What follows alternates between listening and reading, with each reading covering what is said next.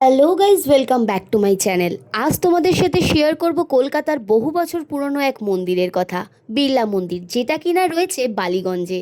আর এই মন্দিরের আদল গঠিত হয়েছে ভুবনেশ্বর লিঙ্গরাজের মন্দিরের অন্তর্গত। এই মন্দিরটা সাদা মার্বেল দিয়ে তৈরি, আর এই মন্দিরটা ডেডিকেট করা হচ্ছে শ্রীকৃষ্ণকে। এই মন্দির তৈরি হতে সময় লেগে গেছে প্রায় ২৬ বছর। বিড়লারাই এই মন্দির স্থাপনা করেছেন। এই মন্দিরে প্রবেশ করার আগে ফোন সুইচ অফ করে জুতো খুলে ঢুকতে হবে, কিন্তু বাইরে থেকে তোমরা ভিডিও ক্লিপ নিতেই পারো। তোমাদের সাথে শেয়ার করলাম এই মন্দিরের বেশ কিছু মোমেন্ট। ভালো লাগলে please do like, comment, share and subscribe. এরকম নতুন নতুন ভিডিও দেখার জন্য প্লিজ পাশে থাকো।